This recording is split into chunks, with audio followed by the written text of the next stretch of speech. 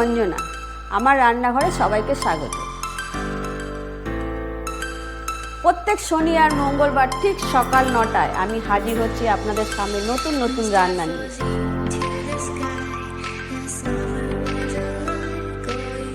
ভালো লাগলে আমার চ্যানেলটাকে লাইক, কমেন্ট, শেয়ার করবেন। নমস্কার, আমি অঞ্জনা। আমার রান্নাঘরে সবাইকে স্বাগত। আজকে আমি রান্না করে দেখাবো কচুর শাক। কচুর শাক অনেক সময় সেদ্ধ হতে চায় না, একটু গোটা গোটা থাকে, তাই অনেকের অনেক রকম সমস্যা। কিভাবে রান্না করব, শক্ত হবে, তো সেটাকে কিভাবে রান্না করবেন সেটাও দেখাবো।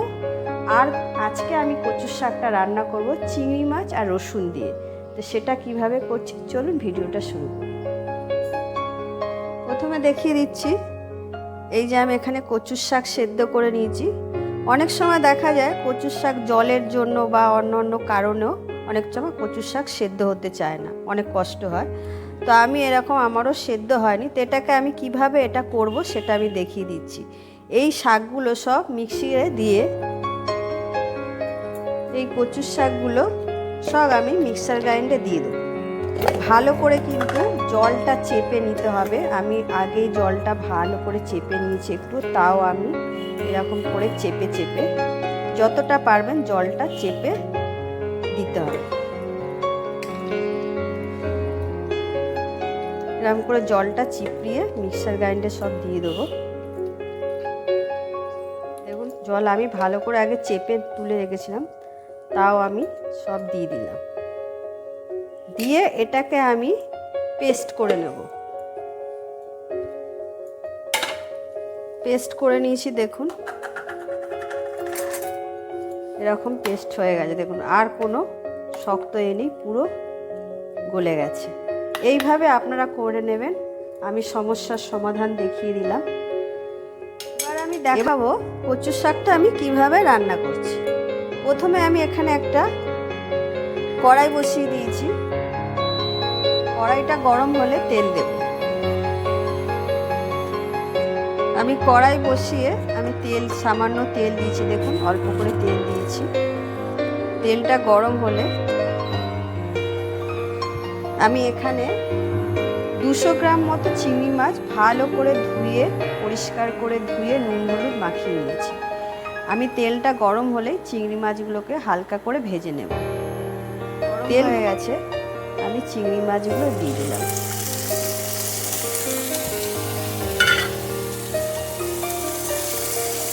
চিংড়ি মাছগুলোকে আমি হালকা ভাজবো।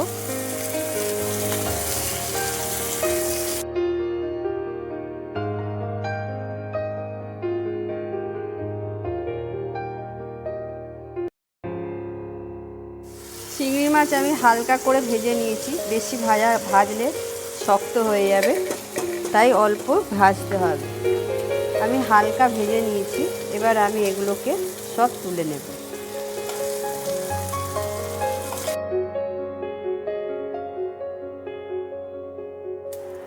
এই তেলের মধ্যে আমি একটু সামান্য আবার তেল দেব। কড়াইতে একটু সামান্য তেল দিয়ে দিলাম। দিয়ে এর মধ্যে আমি একটু কালো জিরে দেব। প্রথমে একটু কালো জিরে দিলাম।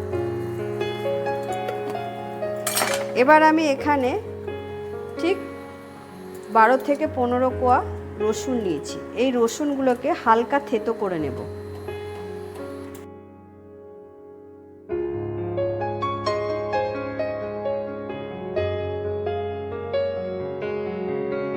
হালকা করে আমি থেতো করে দিলাম। দিয়ে রসুনগুলো সব এর মধ্যে আমি দিয়ে দেবো।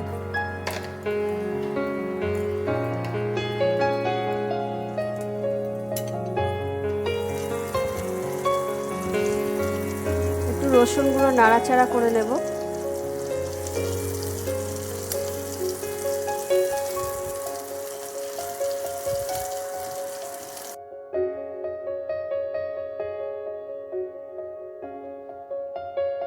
রসুন হালকা ভেজে নিয়েছি। এরপর আমি এর মধ্যে এই কচুর শাকগুলো সব দিয়ে দেব।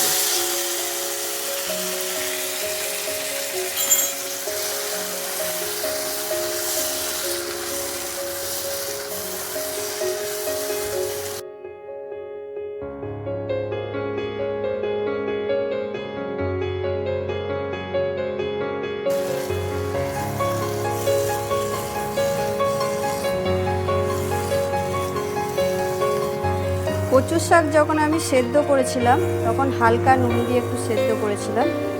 এরপর আমি এর মধ্যে একটু নুন দেব, স্বাদ অনুযায়ী আপনারা নুন দেবেন। আমি এখানে 1 চা চামচের মতো নুন দিয়ে দিলাম।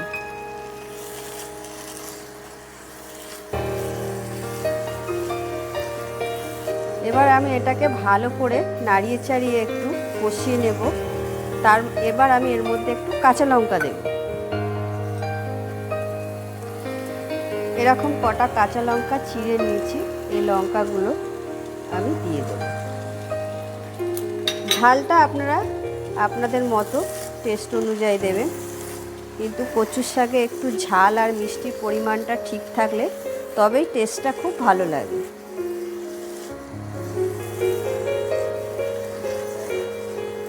আমি ঢাকা দিয়ে একটু এটাকে হতে দেব। মিনিট একের মতো আমি এটা চাপা দিয়ে দেবো।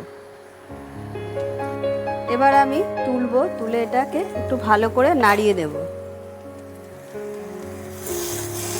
দেখুন অনেকটাই জলটা একটু টেনে নিল। এইভাবে আমি এখনও এটা দেরি আছে, এইভাবে আমি একটু নাড়াচাড়া করে নিতে হবে সামান্য একটু। এতে এবার আমি হলুদ দেব,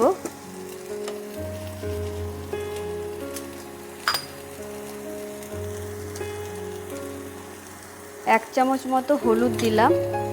আর একটু কালার হয় যাতে আমি এখানে একটু লঙ্কা গুঁড়ো, লাল লঙ্কার গুঁড়ো দিলাম একটু রং হওয়ার জন্য।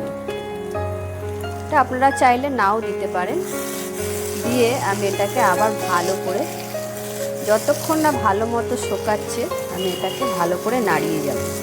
কচুর শাক একটু হতে একটু দেরি সময় লাগে, জলটাকে ভালো করে শোকাতে হবে। এবার আমি এর মধ্যে চিংড়ি মাছগুলো দিয়ে দেব। এই চিংড়ি মাছগুলো ভেজে রেখেছিলাম, এগুলো এবার এর মধ্যে দিয়ে দেব।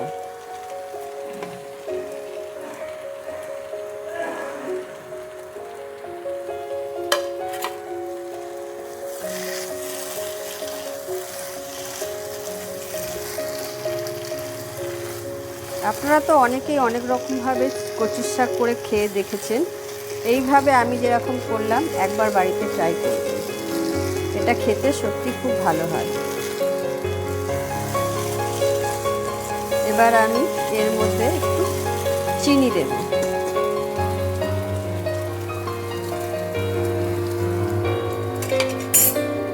এর মধ্যে আমি এখন 1 চামচ মতো চিনি দিয়ে দিলাম। কচুর শাকে চিনি আর ঝাল নুনের সমপরিমাণ না হলে টেস্টটা ভালো হয় না। আপনারা যদি চিনি কম খান কম দেবেন, কিন্তু আমি 1 চামচ চিনি ভর্তি করে দিলাম।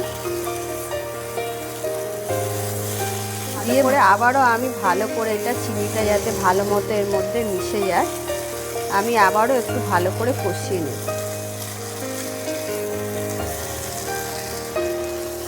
আর কিন্তু কচুর শাক আমার একদম দেখুন কড়াই থেকে ছেড়ে দিয়েছে, মানে কড়াই থেকে ছেড়ে আসছে। আমার কচুর শাক একদম রেডি হয়ে গেছে।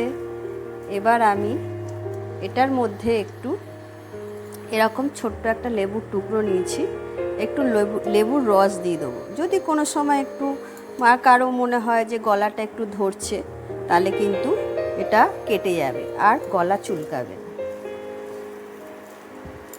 তাই জন্য এই লেবু রসটা দেওয়া।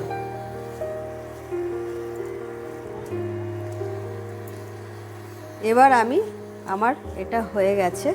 এবার আমি এটাকে পরিবেশন করব। আজকে আমি দেখিয়ে দিলাম তাহলে কিভাবে কচুর শাক, রসুন চিংড়ি দিয়ে কচুর শাক তৈরি করবেন। আমি এখানে এটা পরিবেশন করে নিয়েছি আর এটা খুব সুন্দর করে একটু সাজিয়ে নিয়েছি। তা আমার ভিডিওটা ভালো লাগলে লাইক কমেন্ট শেয়ার করে দেবেন। আজকের জন্য টাটা, দেখা হচ্ছে পরের ভিডিওয়।